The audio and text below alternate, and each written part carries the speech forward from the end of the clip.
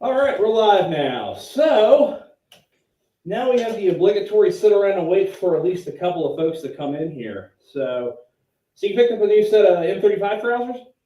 Yeah, yep, nope. I have a set on the way. Funny enough, got them from Kent. Luckily, um, I've been trying to get a pair for a little while. They are actually very hard to find. I weirdly enough, you can find a ton of 43s for sale, but actual 35 patterns that are confirmed wartime.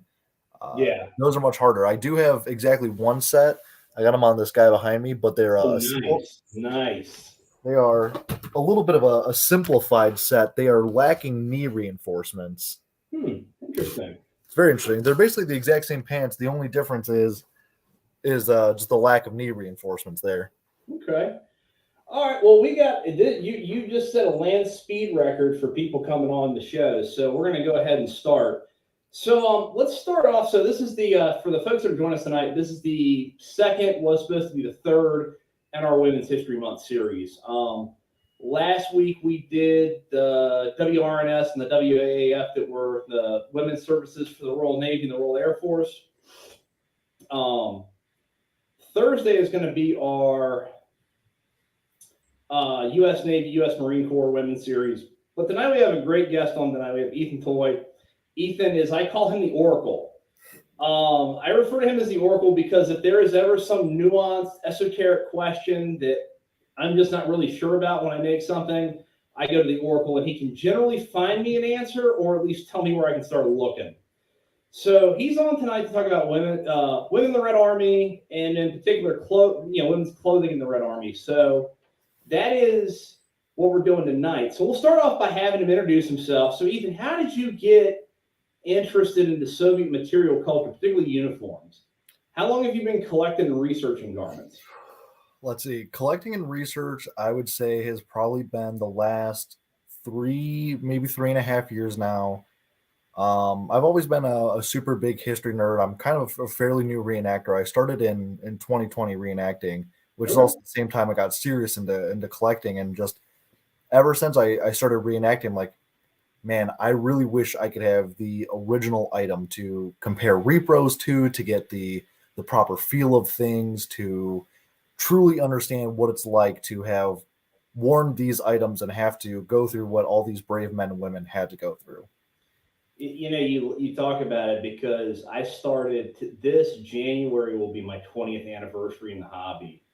And it's so cool talking to someone that just started 3 years ago, because when I started doing American, and there were certain things at that point. So we were hitting the 60th, going on the 60th of D-Day. And there were certain items that we had to get repros of: boots, M41 jackets. But other things that if you had shown up wearing a repro of, unless you were a really big guy, people would have laughed at you because we use so much original stuff. I wonder how many of us are kind of regretting that now that it's 20 years in the future and that stuff has dried up. I finally this year retired all of my original US pieces, but I wouldn't even dream.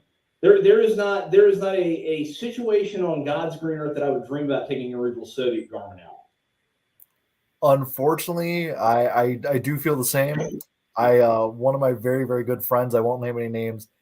He's like me. He's a collector and a reenactor. He has many many beautiful original items, and unfortunately, he has worn them to the field. Some things have sadly been lost to the field. But luckily, as of late, I've kind of turned around. He's getting more into repros and getting more repro things to replace the originals that have sadly perished. I take that back. There was one thing, actually two things, that I took in the field that I regret taking. I had two glass canteens, one of which was unfortunately my wife's, and I managed to break both of them at different events. So yeah, I just paid an ass load of money to replace the one glass canteen that I broke of my wife's. Actually, yesterday, as a matter of fact. Yeah, those things are beautiful, but man, I don't take them out to the field either, just for that very reason. Yeah, Although the water does taste a lot better. it does. So, kind of getting back on track with tonight's topic. So, we talked about garments, and I said this before: garments are products of their society and time and circumstances that create them. So, I always start off my any kind of uniform topic with some background. So let's start with talking about women in the Soviet military in World War II in general. We'll start. How does this come into being? What's even the rationale for allowing them to enlist in the Red Army, and particularly for letting them do roles which in the U.S. the British military would have been considered combat arms. Well, to look at the first thing, I guess, is to why the Soviet military let women into the military in a time where no other military has done such. We have to really look back to the Bolshevik Revolution. Women's rights were practically non-existent in Imperial Russia, so a lot of women were very sympathetic to the Bolshevik Revolution because they wanted to be treated as equals. Right after the revolution and the new Bolshevik government came to place,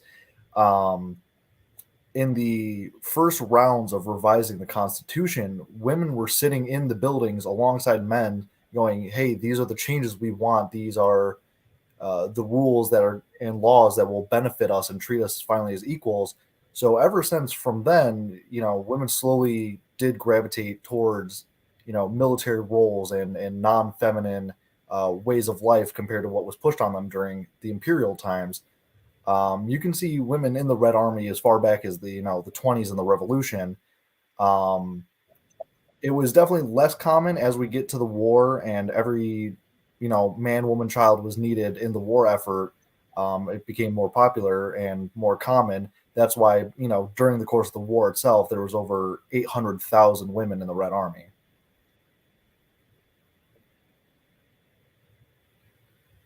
I gotta look at my numbers, but I would have honestly expected to see that number to be a little bit higher compared to. I mean, I'm sure it's higher than it. Maybe is on a par with the Brits because they had conscription too, where you had two options: war industry or the military, and it's got to be on a par with either the U.S. or Britain. But it's interesting how. Hey, you think about it though, the Soviet Union is a very young nation at that point. It hasn't been in existence. Let's see, in existence. My math is 20, 30 years. 19. Let's see. In 1941, with the start of Operation Barbarossa, the Soviet Union would have been 19 years old. So yes, it was a very, very new country per se.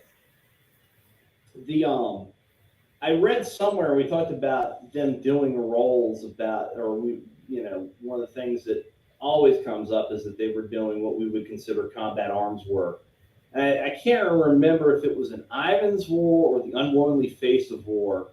I'm sure someone out there watching can pull the citation for me. But it basically said that women in the Red Army were there generally because they had some kind of a technical skill that the Soviets needed, that the Army needed, whether it was they could do, communications work, they were mechanics, that kind of thing. It was not it was a far from the broad dragnet that I sometimes think we in the West envision when we think of women in the Red Army. And I think the numbers support that. 800,000 women compared to the number of individuals in arms is pretty small. Yeah, it is fairly small. It definitely doesn't stop there. It's a rough estimation of 800,000 women who were serving in the Red Army itself. Between partisan groups and then also just every woman living in Soviet territory was definitely helping the war effort in any way they can, whether it be some kind of industry making garments or food, weapons even. There's tons and tons of photos of women making grenades for the front, women working on tanks and airplanes and mortars and howitzers.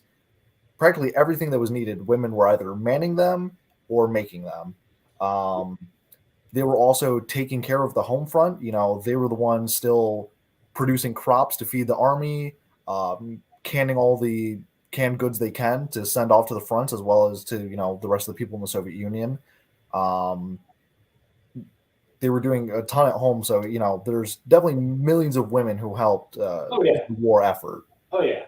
And I would argue, reading some of the accounts I have on women on the labor front that are working in factories or on collective farms, they're actually putting in longer hours than women at the front. It never ceases to amaze me that these women are working, you know, in some aviation factories, they're working like 18 hours a day to crank out fighters and bombers for the Red Air Force. So I'm going to go lead us into a minefield for a little bit. I've been doing Soviet. Actually, you and I started doing Soviet at the same time. I had done predominantly Western stuff, took a break, and then came back, and so I just got into Soviet in 2020, just like yourself. So I guess we're even in that regard. One of the things coming into Soviet reenacting that I was always, there's a certain mythos of women in the Red Army and how they were employed. And I think there are a good number of reenactorisms, which is that you had women that were solely just riflemen in line rifle companies. And, you know, I think a lot of times you have situations where their roles like sniper, pilot, tank driver, they're used for propaganda reasons for obvious reasons. Would it be safe to say that this is the top of the pyramid and that the support roles kind of form the middle and the base of it? Yeah, that's a good way to look at it. As you were saying, you know, infantry, sniper, Air Force, and then kind of lost it here. But those things, those big ones, they were definitely heavily used for propaganda. They were absolutely utilized in the roles that they did play. Like they weren't just for show. You know, you read all these accounts about, you know, women snipers or the very famous like Night Witch Squadron or just general infantry. You have these super deadly and intense women who were performing those roles, who not only looked good on camera and can show the world, hey, we're beating the fascists, but also we're going to destroy as many Germans as they possibly can. You know, Lyudmila Pavlichenko, 503 kills as a sniper. Super impressive. So while they were heavily propagandized, they were definitely being utilized to their roles. But then the rest of the women who weren't in these positions, they were definitely making up the rest of the backbone of the Red Army, whether they be truck drivers driving supplies, laundry battalions cleaning the uniforms, cooking, heavy and infantry, communications, traffic control, police, Red Navy. They were truly doing any job a man could and was doing in the Red Army. Yeah, it's really fascinating because it is so diverse, and it. You know, Britain, they talk about the People's War, which I'm not taking anything away from the Brits, but the Soviets really, I think, take that to the next level because, well, for one, a good quarter of the country is occupied at any given point, or at least at the high water mark of the invasion, 1/4 to a third, would you say? I would do on the lesser half of a quarter. Okay. As and I can definitely say this as an American, it's very hard to grasp the true size of the Soviet Union. Like Germany occupied a fair bit, and unfortunately, it's the most populated part, so it does seem like quite a lot. But the entire Soviet Union as a whole is unbelievably expansive and broad. But they did occupy a good part of it, and like I said, unfortunately, the most important part where the most peoples are. You know, you have the major cities like Leningrad, Stalingrad, Moscow. You're on the border of so many other countries. But the beautiful thing is they have in mainland Russia, part of the Soviet Union, you have a lot of natural geological barriers. So they heavily protected those. But so that was a hard thing for the Germans to come across. But yeah, it was a small part of the country, but you know, it was very influential. So let's finally get into the meat of what we kind of going to talk about tonight. Let's talk uniforms. So on paper, according to the regulation in 1941, when Barbarossa kicks off, what's a female uniform consist of according to the regs? Well, there's going to be basically two types of more so field uniforms. It depends on kind of the role that the woman is playing. In the earlier stages of the war, women were more traditionally reserved. In the unwomanly face of war, you can read a lot that right at the beginning, all these women are enlisting, and then the enlisting officers are like, "Oh yeah, we'll keep you behind. We'll have you as medical staff or some kind of officer staffing stuff like that." So they were kind of kept away from the front lines. So they would traditionally be in. You would have the blue wool skirt, the standard male gimnastica or tunic. You'd have those things. Wool tunics were very common, as well as another type of skirt, which is basically the same as the 1938 wool skirt, just in uh, khaki cotton, just for summer use. Well, summer use.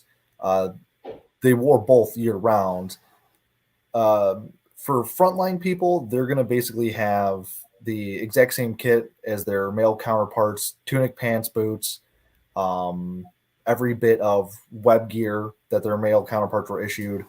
Um, so very basic kits. Women really weren't specialized in any way, um, outside of really the one difference between skirts and then berets, which berets were seen more so in rear line and then any place of where more of like a parade or everyday uniform was needed.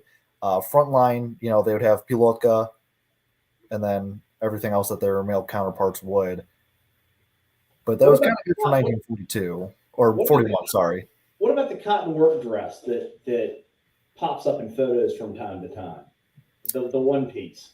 those were just being introduced here. Let me actually look at the documentation here because it was 1941, but I want to see exactly when it was introduced because I can't remember off the top of my head.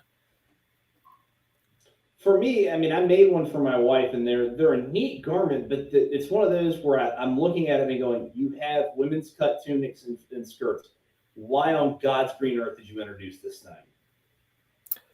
Um, so looking at the official document for it, they were introduced on August 3rd of 1941.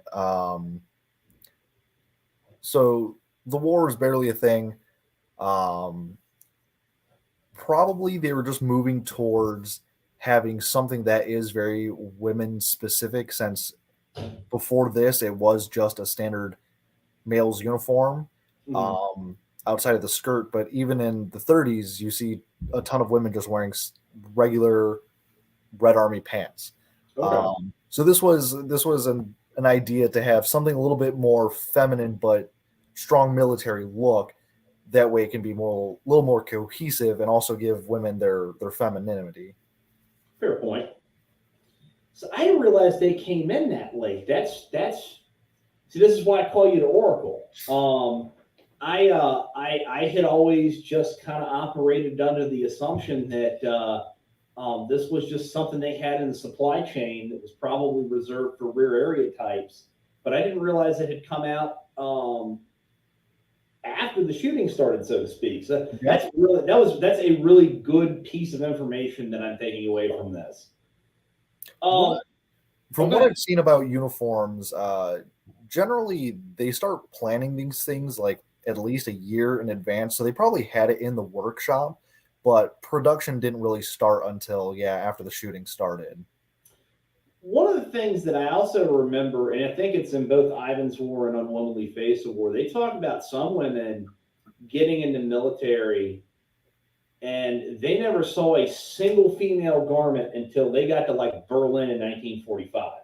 Like they had men's underwear, men's clothing, the whole nine yards, which I found really really interesting. From a supply standpoint, it makes perfect sense. Why are we going to have two types of garments in the supply TOE when we could just issue one out? But it's still to me it's very coming from a Western standpoint where so, for example, in the U.S. Army, women's or the British Army, women's uniforms are separate. They got their own supply chain, and they are generally made of better quality materials than they're almost on a par with officer grade clothing. But in the Soviet Union, they're kind of like the ultimate pragmatists.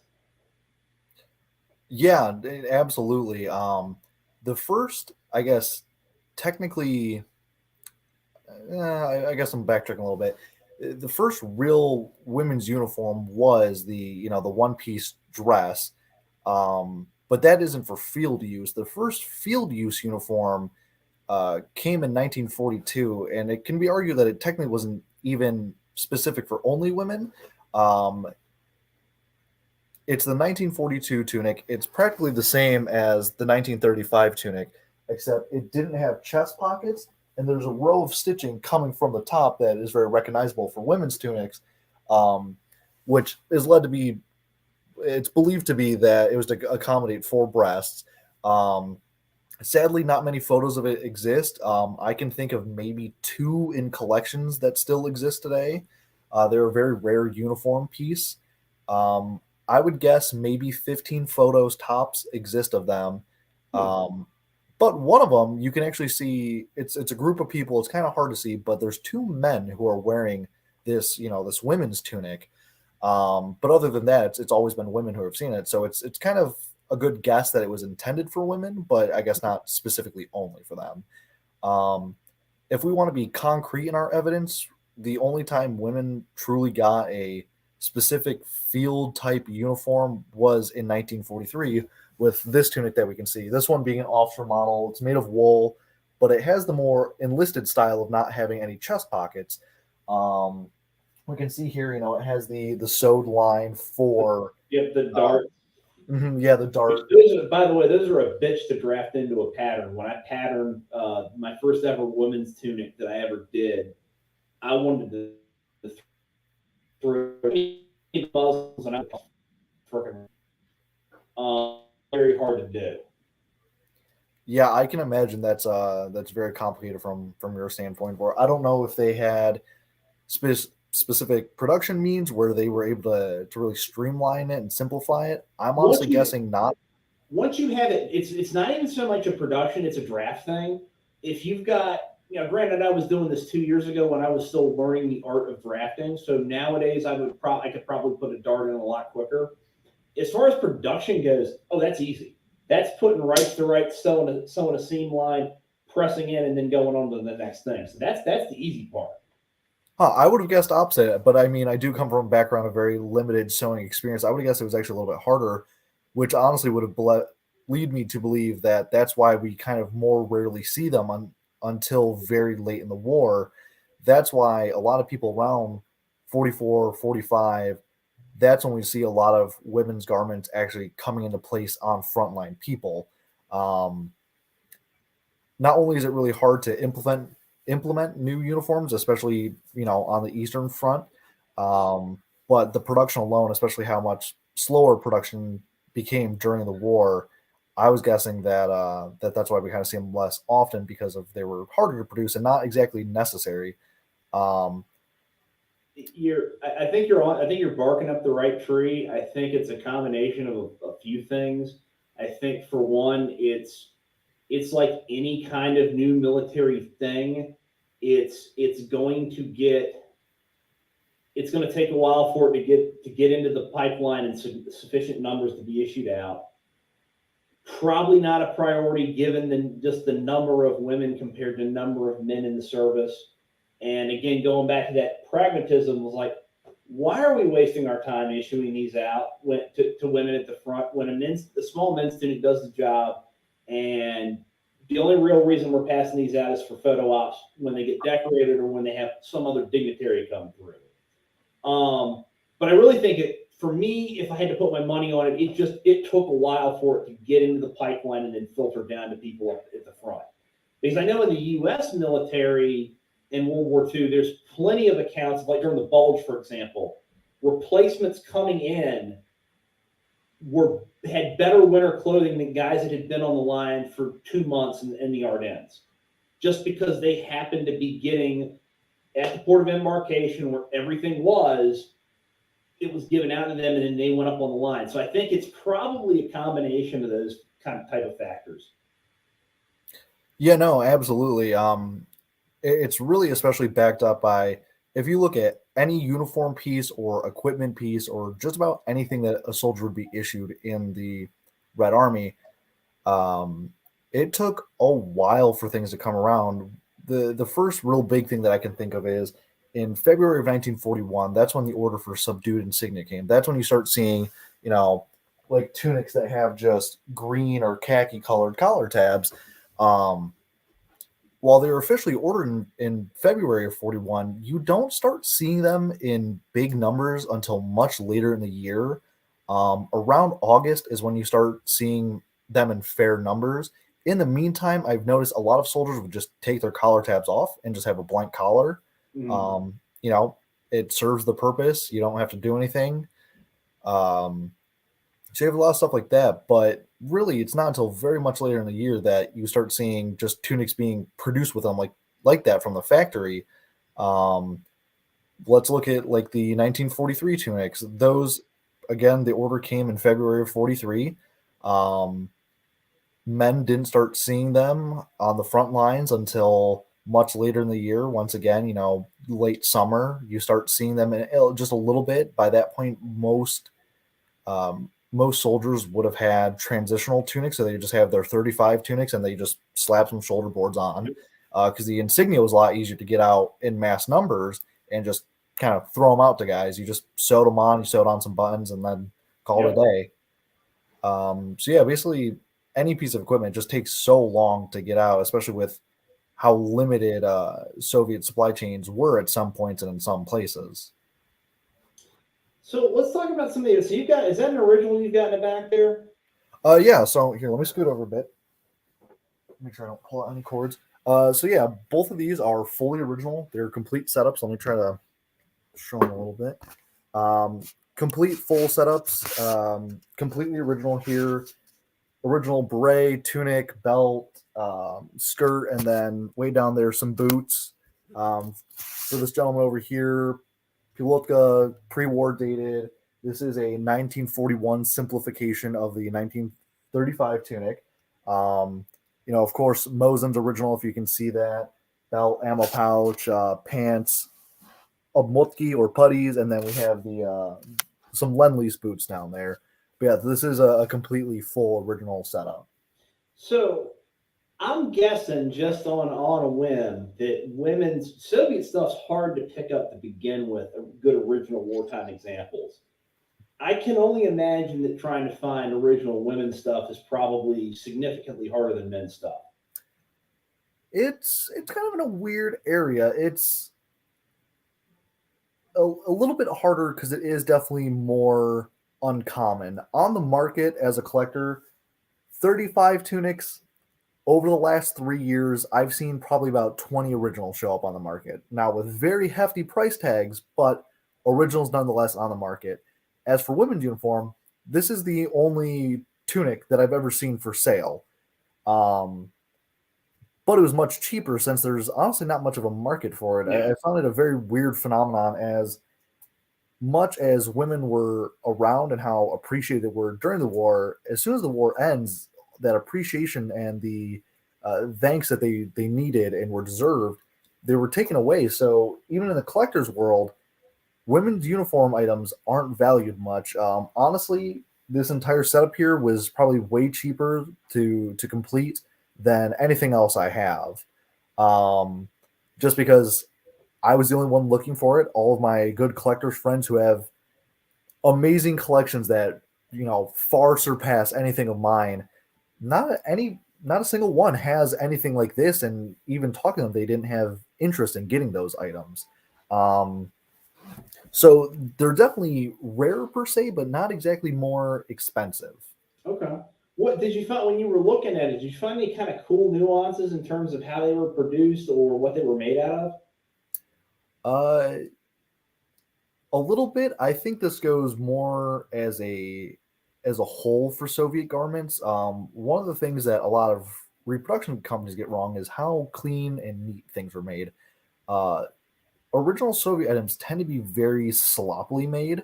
I know on the skirt, the little buttonhole for the front button is like the worst thing ever. It is just a cut in the fabric and then a whip stitch around the inside just to make it so it didn't unravel. Yeah. Um, there is an internal pocket on the tunic, right, or not the tunic, but the skirt right on the side. that has something a little neat. The owner of it sewed another pocket into the pocket, a little hidden one that was closed by a button. I'll try to send you some photos of it later, just Yeah, because I'd I, like to look at that. yeah, no, I can attest that the few Soviet wartime era garments that I have managed to find in my collection, even officer stuff, lacks definitely a level of quality control you would not have seen in the U.S. or Great Britain. Um, some of I have a set of officers. I have an officer's tunic made out of GI wool, and I don't think if it had been made in the Philadelphia Quartermaster Depot, it would have gotten out the front door. But again, when you have the numbers that you've got to clothe, you can't really afford to be too particular. And I also like too is the diversity of cloth that the Soviets used. They used everything. Um, you see stuff lined with civilian stuff. You see tunics made with the pants material and vice versa. I think one of the things that I really, really enjoy about making Soviet uniforms is that if someone, granted, I can sell tunics off the rack to folks to get them, taken care of easily. But when someone asks me to make them, when I love it because I can make them just a little bit different from all the other ones out there based on the originals I've had a chance to handle.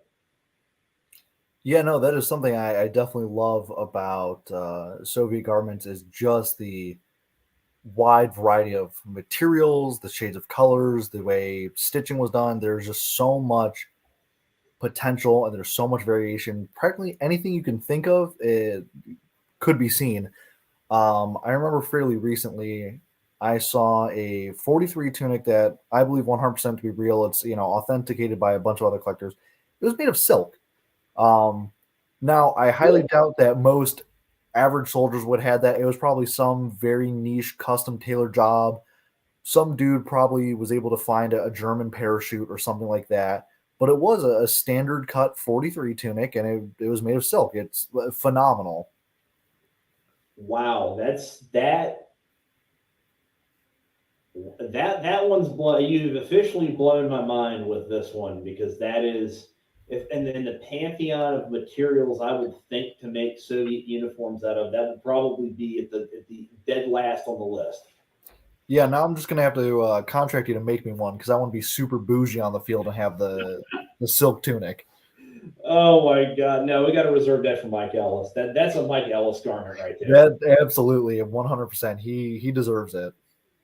So, you kind of alluded to this earlier when we are talking about the collector market. So, these women go in the service and they come back home. Does it have any kind? Because on paper, at least, the Soviet Union's fairly egalitarian with women's rights.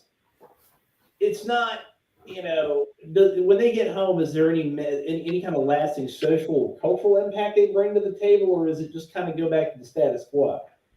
Um, in terms of just like women's right and how women in general are treated, um, about the same as before the war. Things get a little bit more progressive, but we kind of see that around the whole world during the time. As for their actual military careers, that unfortunately doesn't help them in any way. The opening chapters of an amazing book called The Unwomanly Face of War, the author talks about being a woman growing up in the Soviet Union after the war, how all her aunts, older cousins, grandparents, they all served in the Red Army during the war. Um, but unlike the men in her family, the same people they who fought alongside, they don't talk about it as much, or honestly at all. Um, Women are featured in parades and stuff, so they have officially recognition, but it's very taboo to talk about it. Unfortunately, a lot of women came back, and then people who didn't go and enlist and serve or get drafted, they were coming back and basically calling these women whores, just going off to sleep with other people, um, go try to find an officer to woo to come back home and have like a nice family life after. Um, so a lot of these women were kind of shunned into silence about their military careers because people got don't know the right word for it. There was a stigma that kind of went with Yeah, in the Red Army. yeah, definitely. There was a stigma, and some people kind of had more traditionalist values too, where it's like, oh, a woman shouldn't be fighting. That's a men's job. Right. Why are you off doing this? Like, you're not a woman anymore. There's one chapter even in the book where, one lady says that she was called like not a woman when she came back. Um, so very much unfortunately, it didn't do much to help women in general after coming back in terms of I guess opening up more like status quos. It didn't really help that cause. I love the Soviet Union because on the one hand you have a political system that's incredibly progressive, but on the other hand it's going up against deeply entrenched conservative cultural norms and values. And it's real interesting to see how they butt heads and how at various times in Soviet history one will surpass the other. And I think this is one of those times where you're talking about like, okay, 1941 hit, it's an all hands effort. We need anyone and everyone we can.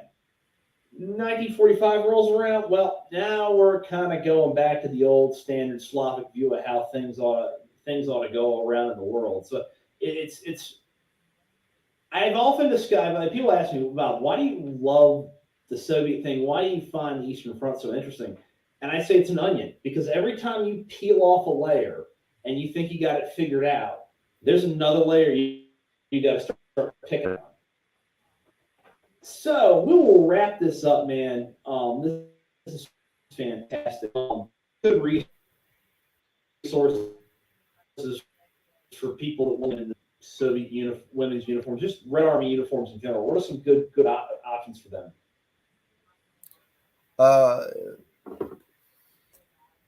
Of course, you're a great producer of items for the reenacting community. I always highly recommend either you or Voin. Those are definitely my go-to for uniforms. Anybody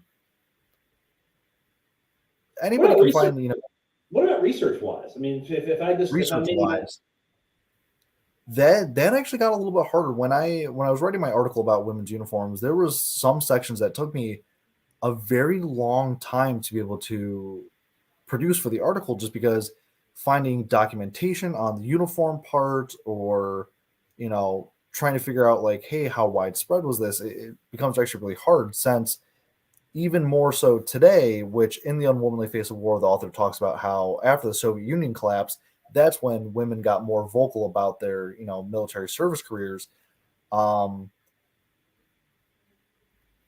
There's no one good research place, I would say, for general information. The thing that I do recommend is firsthand accounts, like the book we both have mentioned now a couple of times, The Unwomanly Face of War. It's an absolutely fantastic read. It's nothing but a giant compilation of firsthand accounts, usually about a paragraph or so long, from women across various periods of the war, various roles.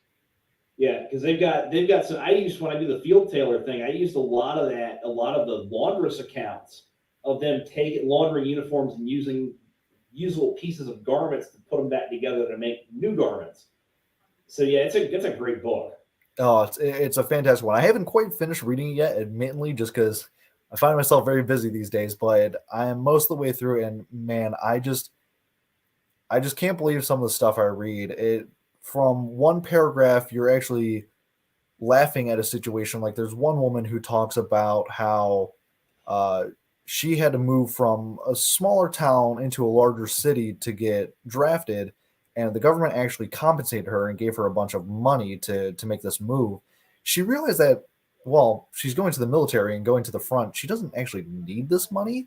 So she got a suitcase and bought a bunch of chocolate and just filled the suitcase full of chocolate to bring the frontline with her. And when she's at the recruiting office, the officer there, he's like, "Oh, let me take your bag for you. I'm going to take you to the truck." He picks up and it's fairly hefty. He's like, "Oh, what are you bringing with you?" And she's like, "Bringing chocolate." And the guy starts laughing. So you get moments like that where you get these funny, silly things that really humanize the war and what's going on in kind of a lighter matter. And then you get very humanizing things that are much darker. One of the accounts that sticks with me the most, and honestly almost brought me to tears when I was reading it. Um, a woman and her husband, they were pregnant before the start of the war. They were, I think she was maybe about halfway along in pregnancy when the war broke out. Her husband went to the front and died. Um, so she had a illegal abortion to get rid of the child because she didn't want to raise a child during this. And then she went and immediately enlisted. And she says how she wants revenge for her fallen husband and child that she never got to have. So you get these just truly amazing and heartbreaking moments from the book, and I couldn't recommend it more. And then of course I want to recommend your article. I had forgotten that you had done the article on women's uniforms. If you would be so kind tonight or tomorrow, would you send me a file or a link to it so that I can put it up on the Facebook page tomorrow for people to access? Yeah, absolutely. Yeah, I could do that. I can actually do it right now while I'm thinking of it because I do have the memory of a goldfish sometimes. I haven't had a chance to sit down and read it yet, but the one on the Budanovkas was very, very good from what I skimmed through. Thank you. Thank you. I appreciate That it. that was that was fantastic. So what I normally do, because we're kind of rolling up on our time, I'm gonna open the floor up to a few questions. If anyone has any questions for Ethan, now is your time to put them in the comments section, and I'll give you about 5 minutes, and then we're gonna call it a night. You'll have to read me off the questions too. I don't know. Can I access them from my end? If not, you should be, but just to expedite this process, I'll read them off since I've got Sure. them pulled up.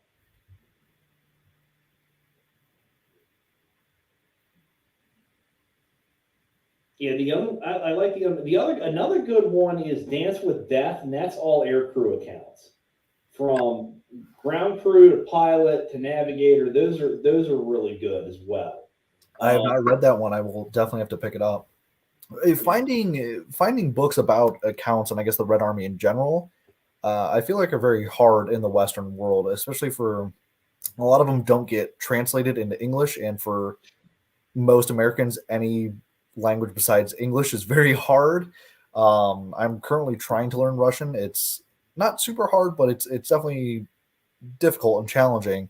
So that's how I'm able to find so many great resources. Just tapping into the language just a little bit has yeah. severely helped me. So if you can't uh, do anything like that, it's very hard to get that information. Okay. All right. So Ashley wants to ask a question. The ununiform nature of uniforms, was that due to a lack of standards or a lack of material? So I guess she's asking the wide swath of materials used to produce garments. Is that because of a lack of a standard or just the lack of materials? Honestly, it's just lack of materials. That's why you see so many weird things. Of course, there is a semi-standard, and we can look at like a pre-war example. 35 tunics came in kind of a various range of shades, but that's more due to That's a um, dialogue issue, not a yeah, a dialogue dye issue. and Yeah. material issue because of how vast and huge the Soviet Union is. Even the cotton used to produce these things, they vary a little bit. Especially if you look at Chanel's or greatcoats, the colors are very inconsistent and weird just because of how wool is across the entire Soviet Union. When it comes to actual materials during the war, you do see so many funky, weird things just because it was a shortage. They had to just get out as many uniforms as possible. An example that I'm trying to acquire, and I think Bob, you're going to flip about this if you don't know it already. There is a 1943 tunic, pocketless version, so it's the enlisted style, made from bica or flannel, and Hmm. it's kind of like a bluish gray in color. There's a fantastic video of soldiers in Berlin in 45 marching for victory, just kind of down a street, and some uh, U.S. troops videoed them, and it's amazing color footage. You see some crazy variations in their uniform colors. See things that are practically like blue gray to very deep greens to like the more khaki-ish brown colors. Um, so going back to I guess the original question here, yeah, there was truly a shortage, and they used everything they possibly could. Yeah, and you even sent in to kind of go off on that as well. I have a set of 44 trousers, and the problem with the way that the garments are sized is if you got like if you got keg legs, you ain't fitting into a pair of the trousers. You're gonna have them opened up. And what they did was is they used different patches to open them up. But I've also seen photos of tunics where like the inner placket was made from same material but like a completely different shade. It was just ways that they could expand. They could use the fabric that they had and stretch it out just a little bit more to save it. That's the really lovely thing about tunics, and especially with the 1941 tunic here. And I was talking to another good. I was talking to Kent. Mm. Bob will know Kent. He's just a good collector buddy of mine for everybody else. We were talking about this, and the reason they add the gussets, these basically triangles of material into the sides of the tunic. Um, Soviet tunics, I feel like repro companies get this a little bit wrong. They make them very boxy and straight. Soviet uniforms had a very good triangle shape. It really accentuated the figure and made you look neat and tidy. The Soviet army really wasn't as harsh barbarians as No, we like to portray no. them. They had beautiful and neat uniforms, at least in the pre-war period. And yeah, they had that triangle shape. So with the adding of these gaskets, what that allowed them to do is instead of cutting triangles out of the fabric, they could still cut them straight and then use the scraps to give the tunics that hourglass shape that we all know and love. Yep. Yeah, it'll flare them out. All right, so Elena, I'm gonna butcher this just as a heads up. So Elena wants to know Palutki versus beret versus I'm not even the service cap. I can't even try and pronounce it. Froshka? Froshka, that's it. Um, what was worn and how did this vary between roll and branch, if at all? So the beret and the pilotka are definitely the most common to see on women, and it really comes down to if they were on the front lines or if they were farther in the rear. Farther in the rear, and for like everyday dress. So, say the fighting's in Berlin, you are stationed in Moscow, and you're just doing like clerical work. You're most likely going to have a beret since it's bright color. It's a very dress formal item, where the pilotki is much more of a field gear kind of thing. It's kind of camouflages. It gives you the neat uniform look that you expect from a military. And like I said, you would see that stuff on the front line. So honestly, I can't recall off the top of my head seeing any frontline women I really in berets. It does happen a little bit, and there's some more staged photos that are like frontline staged that you see it, but generally, I would say at least 98% of the time of the field, you would definitely see women with pilotki compared to the beret. As for the furashka, um, those are generally reserved for officers. So if you do have like a platoon leader who is female, she would probably have a furoshka being issued to her, or she may have purchased it privately. Um, One thing that I love a lot with the furoshki is you see them in a lot of studio portraits, so you can see enlisted with them, but it's not the reality for what Frontlines was like. These studios would have a ton of extra props and gear that they would let you take pictures with to have a nice photo. So that's why you see a ton of enlisted with Furoshki really late in the war in these studio photos. Um, but yeah, just a general sense. That's kind of what we're getting from these different hat wear. Yeah, and I'll be honest with you. I mean, I can even looking at like female aviation photos, which is kind of like my big research baby. You don't even see the Froschke there. I mean, that's almost exclusively a male senior like regimental or squadron leader piece of headgear. Everyone else has got the berets, and ground crew tend to be wearing the Bilutki. Yeah, the Furoshki are definitely a strange item, especially for aviation. I don't notice them a whole lot outside of stage photos and rear Yep. line photos. Yep. The pilotki is just so much more practical. Like, okay, you have to go slap your helmet on. You're either going to be for infantry, if you're using a metal helmet, it's great to just have one under. It adds more cushioning and it makes it feel better. Or if you take it off, you just throw it in your pocket and crumble it up. With the berets, they were kept so much nicer because they were an everyday wear and parade wear kind of thing. Yeah. And I mean everyday, and some people don't, I guess, understand this term. I've noticed everyday referring to formal non-wartime conditions. So if you were just a soldier in a city in the 30s and you were just walking from point A to point B, you would just have your beret on. To use a Western for some folks that might be watching this, particularly like Ashley, to use kind of a Western parallel, you would have a fatigue uniform, which you would wear in the field or for doing dirty work, or you have a service dress uniform, which you would wear, like you said, every day, going to the bus stop, taking papers from one office to another. So yeah, it's the beret is not. I mean, the beret also is not. It's fairly, like you said, impractical in the field. You Very. can't put it under a helmet real well. It doesn't give you a lot of padding. Plus, it's that much nicer look too. You don't really want to get it dirty and ruined, anyways. Berets are a big long discussion on like materials and how they were made and yada yada. Something I went to very much in detail in my article. For the most part, they're felted wool. So that's really easy just to tear and destroy. Where a pilotka is nice and solid. It's nice woven cotton. It's super solid. You can abuse the hell out of it. Yep.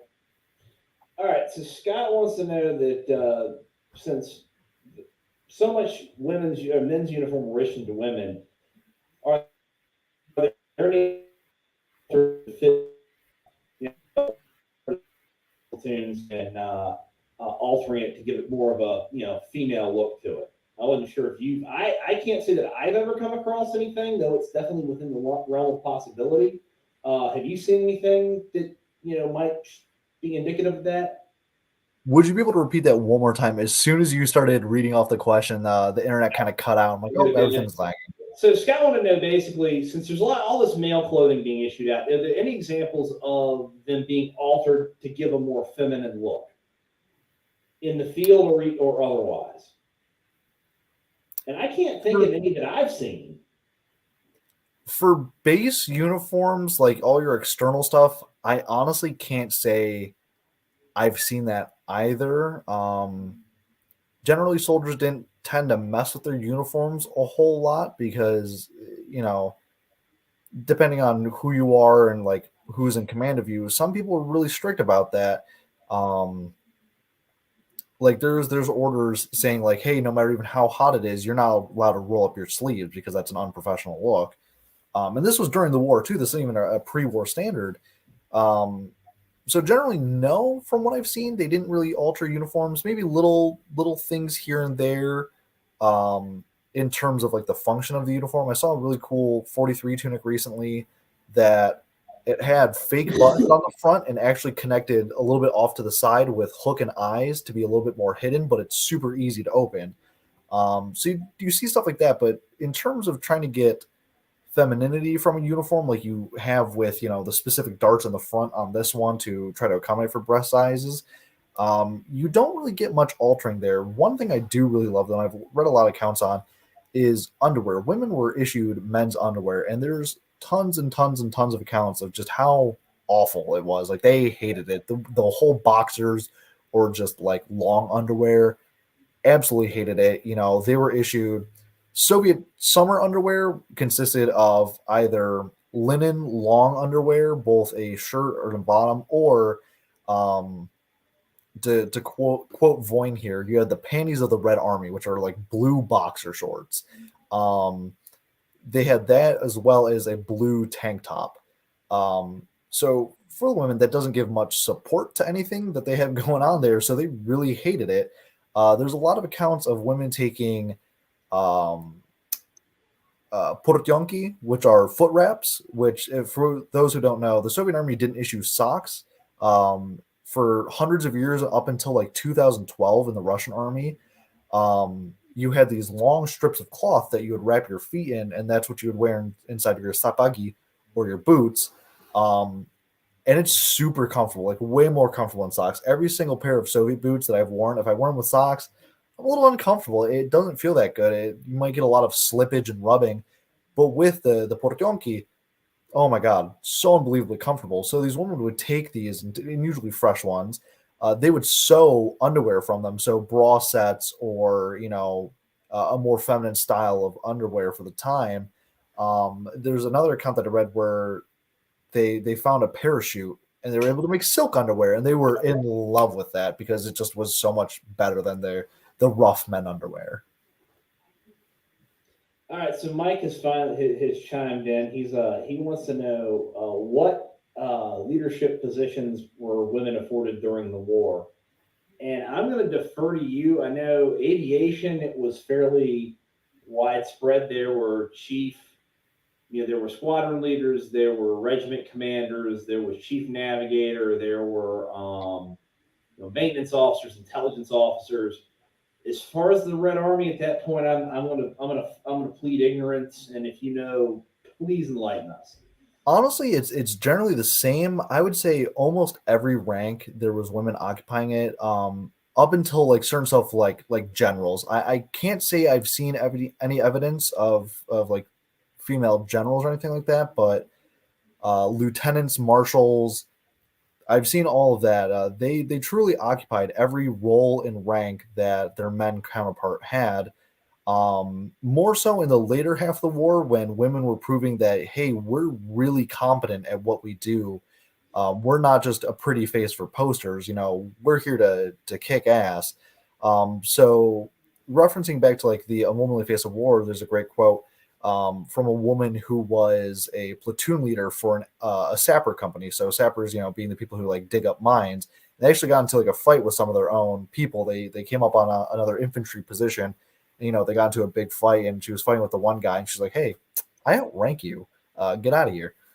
Um, so yeah, just in simple terms, basically any rank and position a woman could occupy in the Red Army. There was really no limits to it. All right. Well, this has really been a great chat. And I want to have you back. I'm actually going to try and have you later this year. I want to do a video with you and Kent so we can kind of talk about nuances of Red Army uniforms. So Oh man, prefer for that one to be super long. that one we're going to pre-record and then people can watch it at their leisure. But I want to thank you for coming on tonight. This has been awesome.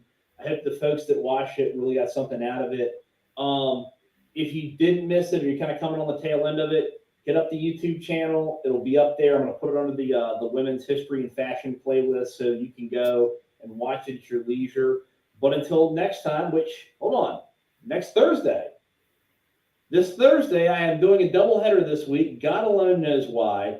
I will have Sarah Westrick on to talk about U.S. Navy and U.S. Marine Corps women's stuff. So tune in Thursday at 8, and I will see you then.